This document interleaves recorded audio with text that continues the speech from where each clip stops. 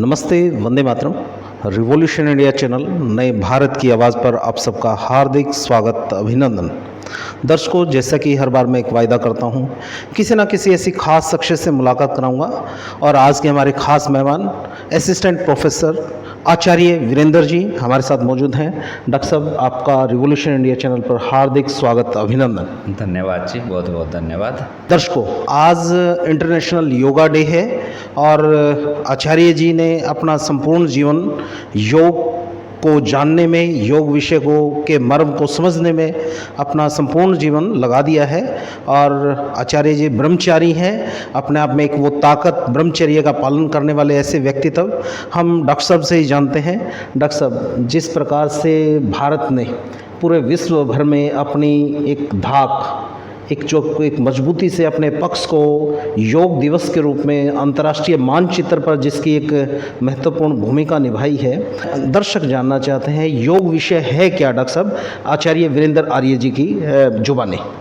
शुरू में हम योग को ऐसा सोचते थे, जो विरक्त पुरुष हैं, सन्यासी पुरुष हैं, जो भगवान की प्राप्ति करना चाहते हैं, जो मोक्ष चाहते हैं, उनका विषय है।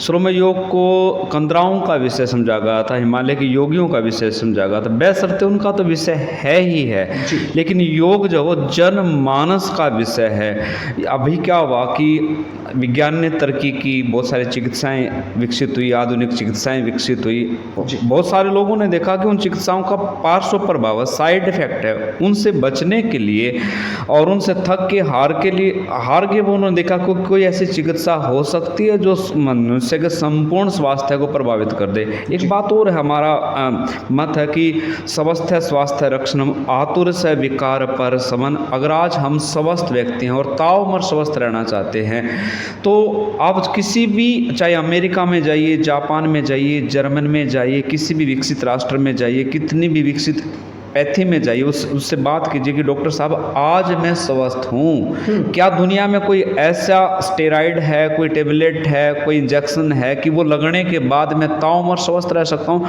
डॉक्टर हमारे को देखेगा कि कोई मेरे सामने पागल तो नहीं आ गया। उन्होंने हाथ खड़े कर दिए। लेकिन योग कहता कि अगर आप स्वस्थ हैं और ताउम्र स्वस्थ रहना चाहते हैं, जितने आप स्वस्थ हैं उससे भी ज़्यादा स्वस्थ होना चाहते हैं, तो मेरी शरण में आइए। अगर हमारे शरीर में किसी प्रकार की कोई आदि और व्याधि भी है, कोई बीमारी भी है, तो उसको भी ठीक कर देता। और सबसे बड़ी बात क्या, जो WHO ने स्वास्थ्य की परिभाषा दी है ना, वो परिभाषा हमारे आयुर्वेद के आचार्य सुश्रुत ने आज से 5000 वर्ष पूर्व दी थी। समदोष समग्निशा समधातु समल क्रिया पर्सन आत्म मन इंद्रिय। आपको जानकर खुशी होगी कि WHO भी धीरे धीरे उसी परिभाषा की तरफ जा रहा है, जिसकी समस्त इंद्रियां, जिसका मन और जिसकी आत्मा पर्सन है। आज हम देखते हैं कि माना स्वास्थ्य के क्षेत्र में हमने बहुत तरक्की की है, लेकिन विशेषकर मानसिक स्वास्थ्य की बात करें, आज के युवाओं की बात करें, युवाओं में कितनी हिंसा है, युवाओं का मन कितना विकृत हो चुका है, विचलित है। मुझे युवा कितने आत्महत्या की तरफ हैं, कितना चिंता है, तनाव है, अवसाद है, अनिद्रा है। इसका इलाज नहीं है। मैं कहता हूँ, अगर व्यक्ति को स्वस्थ करना है, संपूर्ण स्वास्थ्य की तरफ जाना है, स्वयं का स्वास्थ्य है, परिवार का स्वास्थ्य है, समाज का स्वास्थ्य है। जब इस अब की बार हमारा योग का विषय भी है कि स्वयं और समाज के लिए योग, स्वयं को परिवर्तन करना है, समाज में परिवर्तन करना। आपने देखा होगा कि आज कितनी धाराएं बनती हैं, कितना सख्त कानून भी बनता है, लेकिन उसके बाद ग्राफ गिरता है अहिंसा का या अपराध का? नहीं गिरता। महर्षि अरविंद कहते हैं कि मानव से मानव बनाने की यात्रा, आदमी को साइंस ने बहुत तरक्की की है। आपने देखा होगा कि हमने गधे की भी नस्ल सुधारी है, सुअर की भी नस्ल सुधारी है, भेड़ की भी नस्ल सुधारी है, गन्ने की भी नस्ल सुधारी है, गेहूं की भी नस्ल सुधारी है, धान की भी नस्ल सुधारी है, वो सारी नस्लें सुधारी। क्या कोई ऐसा विज्ञान है जो मानव की नस्ल सुधार दे? कोई ऐसा इंजेक्शन है कि मानव की नस्ल सुधार दे? मैं कहता हूँ योग के पास एक ऐसा विषय है कि मानव को मानव बना सकता है। आज युवाओं का परिवर्तन हो सकता है। और दूसरी बात मैं अक्सर कहता हूँ, एक अच्छी हेल्दी संतान प्राप्ति हो, एक अच्छी आत्मा इस गर्भ में अवतरित हो और अच्छे राष्ट्र के नागरिक बने, तो योग और आयुर्वेद दोनों मिलाकर एक सुस्वस्थ संतान की प्राप्ति और उसके बाद वो ताव उम्र तक सुस्वस्थ रहे, तो योग की बहुत बड़ी भूमिका, बहुत बड़ी महत्ता है। जी डॉक्टर साहब, जिस प्रकार से आज चौधरी रणवीर सिंह विश्वविद्यालय के प्रांगण में जिला स्तरीय योग दिवस आयोजित किया गया, उसके बतौर नौ अधिकारी आप सारी व्यवस्थाएं आप देख रहे थे, किस प्रकार का उत्साह नज़र आया आज के इस कार्यक्रम में? क्योंकि आप योग डिपार्टमेंट चौधरी रणवीर सिंह विश्वविद्यालय में बतौर असिस्टेंट प्रोफेसर हैं योगा डिपार्टमेंट में, तो किस प्रकार का रुझान नज़र आता है आम जनमानस में?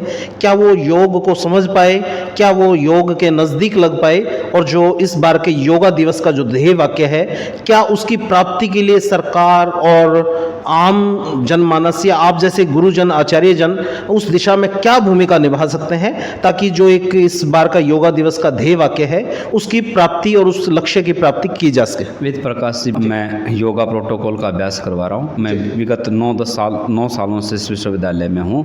मैंने एक बात तो देखी है, बच्चा जब यहाँ एडमिशन लेता, कहीं ना कहीं उसमें किसी ना किसी पक्ष में विचलित होता है, मन एकाग्र होता, उदंडता होती है, लेकिन धीरे धीरे योग करता उसका हृदय परिवर्तन होता है। ज़्यादा तो नहीं कहता, लेकिन मैंने अपनी लाइफ में हर सेमेस्टर में बहुत सारे बच्चों को बदलते हुए देखा है। और रही बात योग के प्रति जागरूकता की, जनमानस में कहीं ना कहीं जागरूकता बढ़ी है, और विशेषकर योग के ऊपर आज बहुत सारे शोध हुए हैं। विशेषकर विदेशों में योग के प्रति जो आस्था बढ़ी है ना, वो बड़ी मात्रा में बढ़ी है, बहुत वैज्ञानिक बढ़ी है। और हमारे युवाओं में कहीं ना कहीं अभी थोड़ी सी कमी मैं महसूस करता हूँ कि युवा भारत का जनमानस योग के उस उपलब्धि को नहीं समझ पा जो विदेश में उपलब्धि हुई है। तो धीरे धीरे विदेशों में बहुत सारे शोध होंगे और धीरे धीरे हमारा मानस भी जागरूक होगा। कई बार मैं तो थोड़ा सा यहाँ फील करता हूँ कि 21 जून पर योग मना देना इतिश्री नहीं है, इतना ही नहीं। योग जो है लगातार का विषय है। महर्षि पतंजलि कहते हैं, सैतु काल धीरग निरंतरे अभ्यास। योग लगातार करने का विषय है, तो इसमें लगातार हम योग करेंगे तो 100% हम स्वस्थ हो जाएंगे। जी डॉक्टर साहब, जिस प्रकार से चौधरी रणवीर सिंह विश्वविद्यालय के लिए एडमिशन सत्र चल रहा है, तो लाखों दर्शक और जो युवा इस चैनल के माध्यम से आपके इस इंटरव्यू को देखेंगे, किस प्रकार से योग विषय अपनी मानसिक स्थिति, शरीर को स्वस्थ रखने का विषय तो है ही है, क्या ये रोजगार परक साधन भी है? अपने आप को स्वरोजगार या अपने आप को एक बुद्धिजीवी, जब समाज में अनेकों बुद्धिजीवी वर्ग स्थापित होंगे तो निश्चित तौर पर देश, समाज और विश्व का एक कुछ अलग ही परिदृश्य नजर आएगा। डॉक्टर साहब, योग में रोजगार की बहुत बड़ी संभावनाएं हैं, बशर्ते वो अपनी इच्छा से योग में आया हो, नित्य प्रति योग करे, पढ़े, तो बहुत बड़ी संभावना। मैं बहुत सारे युवाओं को जानता हूं जिनकी आमदनी लाखों में है और जो बहुत अच्छा पैसा कमा रहे हैं। हालांकि योग का विषय पैसा कमाना नहीं है। रही बात, मैं एक बात कहना चाहता हूं, चौधरी रणवीर सिंह विश्वविद्यालय के योग विज्ञान विभाग में प्रैक्टिकल अभ्यास करवाया जाता है। मैं नित्य प्रति पिछले 2015 से नित्य प्रति अभ्यास करवा रहा हूँ। यहाँ षटक्रम की विशेष क्रियाएं करवाई जाती हैं, यहाँ आसनों का अभ्यास करवाया जाता है। इसके अतिरिक्त जो बहुत कम देखने को मिलता है, लगातार हमने कोशिश की निरंतरता उसमें लाने की, योग निद्रा का अभ्यास करवाया जाता है। इसके साथ अल्टरनेटिव थेरेपी, वैकल्पिक चिकित्सा, यहाँ मर्मा थेरेपी आयुर्वेद का विषय वो सिखाई जाती है, यहाँ प्राणिक लिंग का अभ्यास करवाया जाता है या रेकी का अभ्यास करवाया जाता है। मैं अपने देश के नागरिकों को भी आमंत्रित करना चाहता हूं, मैं पिछले कई सालों से वैदिक मंत्र और शाबर मंत्रों के ऊपर कार्य कर रहा हूं और उसके प्रभाव देख रहा हूं। बच्चों पर इतना बड़ा परिवर्तन आता, इतना बड़ा सुधार आता है। और जो मेरे साथी विज्ञान पृष्ठभूमि के हैं, उनको विशेषकर या मनोविज्ञान पृष्ठभूमि के, उनको मैं आमंत्रित करना चाहता हूँ, आप और हम मिलकर एक वैज्ञानिक शोध करेंगे कि जो हमारी ऋषि परंपरा है, जो वेदों वेदों की परंपरा है, जो भारत की परंपरा, वो कितनी प्रमाणिक है। और मैं फिर कह रहा हूँ कि इस देश को विश्व गुरु बना जा सकता है तो उसका जो रास्ता है वो हमारी ऋषि मुनियों की परंपरा से आता है। और इस देश का मान सम्मान आज वर्तमान में विश्व में है, उसमें बहुत बड़ा योगदान भारत के योगियों का है, योग का है, आयुर्वेद का है। भारत आप जाइए बाहर, बताइए कि मैं उस भूमि से हूँ जहाँ महात्मा बुद्ध पैदा हुए, मैं उस भूमि से हूँ जहाँ महर्षि वाल्मीकि पैदा हुए, मैं उस भूमि से हूँ जहाँ आचार्य चरक, सुश्रुत, महर्षि पतंजलि, गोरक्षनाथ, भगवान शिव, भगवान कृष्ण पैदा हुए। तो अपनी हम जड़ों की तरफ लौटेंगे, अपने पूर्वजों की तरफ लौटेंगे तो हम बहुत जल्दी ही एक अच्छी अवस्था को प्राप्त कर सकते हैं। लेकिन मैं ये भी देखता हूँ कि हमारे युवा इस परंपरा से कहीं ना कहीं इस ज्ञान से छूट रहे हैं। मेरे युवाओं से आह्वान है कि आप इस फील्ड में आकर देखें, योग करके देखें, इस पर वैज्ञानिक शोध करके देखें, आपको पता चलेगा कि भारतीय संस्कृति कितनी वैज्ञानिक है, उसकी हर क्रिया में विज्ञान छुपा हुआ है। सनातन धर्म जो है या योग जो है ये धर्म नहीं है, धर्म तो बना दिए, ये साइंस है, विज्ञान है, कला है। अगर मैं कपालभाति करता हूँ वही लाभ मुझे होगा, अगर आप कपालभाति करते वही लाभ आपको होगा। अन्य कोई व्यक्ति अन्य धर्म का अनुयायी कपालभाति करता तो वही लाभ होगा। इसलिए योग पूर्ण रूप से एक विज्ञान है, जीवन पद्धति है। और आज की जो जटिल समस्याएं हैं, जो गंभीर बीमारियां हैं, विशेषकर कोरोना काल के बाद लोगों ने देखा, जो आधुनिक ट्रीटमेंट था तो उसके ऊपर आज बहुत बड़ा प्रश्नवाचक चिन्ह लग रहा है। और कितने व्यक्ति लौट के आए हैं वो सबने पता है। लेकिन जिसने योग किया, आयुर्वेद किया और जो योग और आयुर्वेद की शरण में चला गया, कोरोना काल में बहुत बड़ी भूमिका योग ने निभाई। और कोरोना काल के बाद भारत के लोगों की भी योग के प्रति आस्था और विश्वास बहुत बड़ी मात्रा में बदला है। जी डॉक्टर साहब, मैं क्योंकि अगर आप इस योग विषय के विशेषज्ञ हैं और जो विशेषज्ञ होता है उसके पास समस्याओं का समाधान भी निश्चित तौर पे होता है। जैसे किसान होता है वो अपनी शुरुआत से फसल की देखभाल करता है, उसको नष्ट होने से, प्राकृतिक आपदाओं से बचाता है। तो बतौर योग विषय के विशेषज्ञ आप किस प्रकार से, क्योंकि किसी भी चीज़ को अगर आपको करना है, समझाना है, उसको प्रचलित करना है तो उसकी शुरुआत निश्चित तौर पर जड़ों से की जाती है। किस प्रकार से क्या ऐसा किया जा सकता है कि योग जो विषय है, जो पहले हमारे ऋषि मुनियों का एक विषय था जिससे वो विश्व गुरु की परिकल्पना और उसको परिभाषित करते थे, क्या और अन्य ऐसे स्टेप सरकार, विश्वविद्यालय, विद्यालय और समाज के प्रबुद्ध लोग और आप जैसे आचार्य जन क्या ऐसा करते चलें कि जो एक हजारों बीमारियों का एक घर जो शरीर बन चुका है, ये स्वस्थ शरीर, स्वस्थ मस्तिष्क और स्वस्थ समाज की परिकल्पना की जा सके, वो क्या स्टेप उठाए जा सकते हैं? जी वेद प्रकाश जी, मैं तो योग का बालक हूँ, विद्यार्थी हूँ, लंबे समय से विद्यार्थी रहना चाहता हूँ। योग जानकार तो भगवान शिव हैं, भगवान कृष्ण हैं, महर्षि पतंजलि। लेकिन एक बात मैं अपने देशवासियों को कहना चाहता हूँ और लंबे समय से शोध करने के बाद कहना चाहता हूँ। मैं लंबे समय से योग का विद्यार्थी हूँ और आज तक भगवान की कृपा से मुझे सिर दर्द भी नहीं हुआ। आज हमारे सामने कितने कैंसर के रोगी पैदा हो गए, कितनी बीमारियां आ रही हैं, छोटे छोटे बच्चों को कितनी जटिल समस्याएं। 2-3 चीज़ें बदल दो मेरे देशवासियों। एक तो अपना आहार प्राकृतिक बना दो, जहर मुक्त खेती, जहर मुक्त अनाज। दूसरा क्या है कि अपने जीवन में योग को स्वीकार कर लो।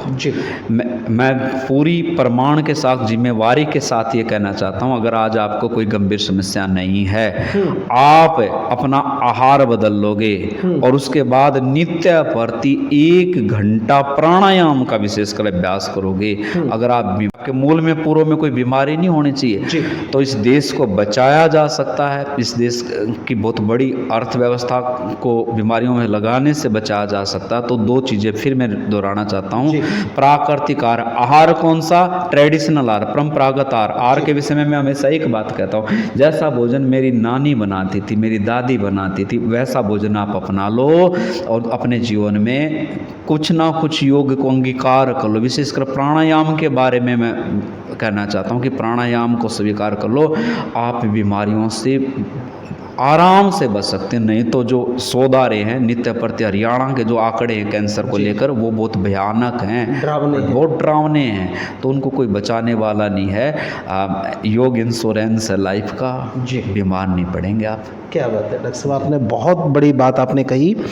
हम जानना चाहते हैं आचार्य वीरेंद्र जी से, आप यहाँ सेवाएं दे रहे हैं चौधरी रणवीर सिंह विश्वविद्यालय में, इसके अलावा सुबह और शाम के वक्त क्या कोई ऐसी व्यवस्था जिनके लोगों को आपके अनुभव का फ़ायदा या कोई इस प्रकार के कोई योग विषय के, आपने योग की बात की, प्राणायाम की बात की, या जिस विषय में मंत्रोच्चारण के आपने जो शोध किया उनके प्रभाव को आपने महसूस किया, क्या सामाजिक सरोकार के रूप में आचार्य वीरेंद्र जी अपने नैतिक और कर्तव्यों का तो पालन कर ही रहे हैं, अपने जीवन निर्वहन के लिए आप कर रहे हैं, लेकिन सामाजिक सरोकार को देखते हुए आचार्य वीरेंद्र जी ने कोई अपना लक्ष्य निर्धारित किया है कि इस ड्यूटी आवर के बाद समाज को कुछ देते चलें ताकि समाज आपको आपके दिए हुए कार्यों के लिए आपको हमेशा याद करता चले? देखिए ये जीवन जो है योग, आयुर्वेद, प्राकृतिक चिकित्सा के नाम समर्पित है। जी।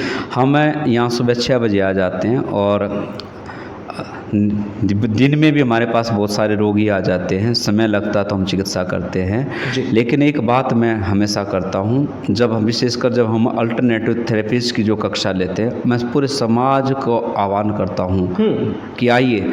मेरे पास आज भी कई बच्चे गए हैं, वो मेरे डिपार्टमेंट के नहीं, आदर्श डिपार्टमेंट के, और आज वो जा रहे थे तो अश्रुपान करते हुए जा रहे थे, रोते हुए जा रहे थे और कह रहे थे कि आचार्य जी इस योग, वो मेरा नाम ले लेते इस आदमी से। मैं तो गांव का छोटा सा बालक हूँ, बहुत सामान्य से परिवार से हूँ, सरकारी स्कूल से पढ़ा हुआ हूँ। अगर मुझे सम्मान मिला है तो पहचान मिली है, इस योग के कारण मिली है। योग ऐसा है, और हम एक परंपरा की गुरु से जो लिया है उसका ऋण कैसे, उस ऋण को कैसे ताने, तो मेरे गुरु जी ने कहा था जो आपने हमसे सीखा औरों को सिखा दो। हम तो सिखाने के लिए तैयार है जी। है ना। समाज जहाँ भी बुलाएगा, जब भी बुलाएगा, हम तो आने के लिए तैयार हैं। और यहाँ भी नित्य प्रति 5-10 पेशेंट हमारे पास नित्य प्रति आते रहते हैं। और समाज के जो सभ्य वर्ग है जब भी कभी मुझे बुलाना चाहेगा, जहाँ भी बुलाना चाहेगा, और मैं समाज को निमंत्रित करता, आह्वान करता, विशेषकर जो हमारी वैकल्पिक चिकित्साओं की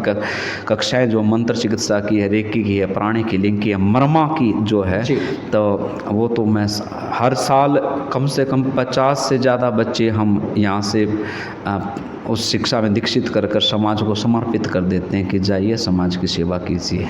जी डॉक्टर साहब, जाते जाते जो लाखों दर्शक चैनल के माध्यम से आपके इस इंटरव्यू के अनुभव का फ़ायदा उठाएंगे और अपना जीवन स्वस्थ करेंगे, अपने समाज का, परिवार का और देश और विश्व की स्वस्थ समाज की परिकल्पना हम करेंगे, जाते जाते संदेश आपके शब्दों के माध्यम से, आपके शब्दों की क्रांति के माध्यम से, क्या वो आपका आशीर्वाद वचन है और क्या आपका प्रेरणादायक उद्बोधन है आचार्य वीरेंद्र जी? देखिए, मानव देह बड़ी दुर्लभ है। मानव देह में आप आए हैं तो आपकी बहुत, इसको ऐसे ही मत गवा देना, है ना। शरीर यही, और उसके मूल में क्या स्वास्थ्य है। शरीर माध्यम खलु धर्म साधनम, इस शरीर को माध्यम बनाकर ही लक्ष्य को पा सकते। आरोग्यम मूलम धर्म अर्थ काम मोक्षानाम, अगर आप धर्म, अर्थ, काम, मोक्ष की प्राप्ति करना चाहते हो तो आपको स्वस्थ रहना होगा। मेरा एक ही संदेश है कि सबसे पहले आप स्वस्थ बनिए, सबसे पहले आप अपने से प्रेम कीजिए। अब इस देह को स्वस्थ रखिए, और उस देह को स्वस्थ रखने के लिए भारत के पास सूत्र और कहीं नहीं है। आप जो भारतीय ज्ञान है, चाहे वो योग का है, आयुर्वेद का है, प्राकृतिक चिकित्सा का, हमारा ट्रेडिशनल भोजन है, और विष मुक्त जो खेती है, प्राकृतिक जो खेती है, और पौधों में इतना बड़ी साइंस आप कल्पना नहीं कर सकते। हम तो पौधों में ईश्वर का स्वरूप देखते हैं, साक्षात भगवान हैं। आइए, आप बेल शरबत पी के देखिए, है ना, आप राबड़ी पी के देखिए, आप सत्तू पी के देखिए, आप बाजरे की रोटी खा के देखिए, आप बथुए की सब्जी खा के देखिए। तो मैं एक ही संदेश देना चाहता हूँ, ये हमारे ऋषियों का देश है, उन्होंने बहुत बड़े शोध किए हैं। आप बेझिझक उस परंपरा का पालन कीजिए, ये देश और आप नित्य प्रति तरक्की करेंगे। जी डॉक्टर साहब, इस इंटरव्यू करते हुए हमने आपसे विस्तार से बहुत चर्चा की, लेकिन हम आचार्य वीरेंद्र जी का जो एक, हर व्यक्ति का कोई ना कोई लक्ष्य होता है, डॉक्टर आचार्य वीरेंद्र जी ने अपना अपना लक्ष्य क्या निर्धारित किया है, जिसको मछली की आंख के रूप में साधे हुए हैं आचार्य वीरेंद्र जी, वो थोड़ा बताते चलें, क्योंकि आप लगता नहीं कि कोई लक्ष्य हीन तरीके से आप जीवन व्यतीत कर रहे हैं। निश्चित तौर पर आपके अंदर कुछ ना कुछ एक लक्ष्य है, जिस लक्ष्य के लिए आप निरंतर कार्यरत हैं। जी डॉक्टर साहब। देखिए, मैं तो विद्यार्थी तो किसी और विषय का था जी। मेरे पूज्य गुरु जी नामनिवास टीचर थे, विज्ञान के प्राध्यापक थे वो। मैं तो विज्ञान की तरफ बहुत अट्रैक्ट था, फिर मैं ज्योग्राफी की तरफ बहुत अट्रैक्ट हुआ, लेकिन धीरे धीरे कोई अंदर से एक ललक थी, ऐसा अधूरा सापन होता था कि नहीं तेरा विषय ये नहीं है। तो धीरे धीरे हमने योग को, वो भगवान की कृपा हुई, गुरुओं का आशीर्वाद मिला, तो योग को थोड़ा सा जानने का प्रयास किया। तो ये जीवन योग, आयुर्वेद और वैकल्पिक चिकित्साएं उनको समर्पित है। जितना भी इस पर शोध कर पाएंगे प्रयास करेंगे, जो भी जानेंगे समाज को देने का प्रयास करेंगे। ये जीवन इन्हीं पद्धतियों के नाम समर्पित है। जी डॉक्टर साहब, आपने अपना कीमती समय दिया, उसके लिए आपका हृदय से बहुत बहुत आभार। और निश्चित तौर पर रिवॉल्यूशन इंडिया परिवार गौरवान्वित महसूस करता है जब इस प्रकार के आचार्य गुरुजन किसी विश्वविद्यालय में वो शिक्षा देते हैं युवाओं को, लेकिन वो एक किसी विश्वविद्यालय की सीमाओं तक नहीं बंधे हुए उनके ज्ञान विज्ञान को पूरे समाज को, प्रदेश को, देश को, विश्व के उस ज्ञान का लाभ उठाने के लिए आमंत्रित किया है, स्वागत किया है कि आप जुड़िए, ज्ञान विज्ञान के साथ जुड़िए। और जिस प्रकार से आचार्य वीरेंद्र जी ने कहा कि पौधे जिसमें वो भगवान का स्वरूप देखते हैं, मैंने अभी कुछ दिन पहले सीनियर साइंटिस्ट HAU जो हिसार से थे डॉक्टर OP नेहरा जी से मैंने औषधीय विषय पर चर्चा की थी। उन्होंने भी इस विषय को बताया था कि अमृत के समान औषधीय पौधे हैं जो आयुर्वेद के साथ मिलकर वास्तव में आपको स्वर्ग की अनुभूति कराते हैं। आप देखते रहिए रिवॉल्यूशन इंडिया। फिर किसी अन्य दिन किसी खास शख्स से मुलाकात कराएंगे। जय हिंद, जय भारत, वंदे मातरम।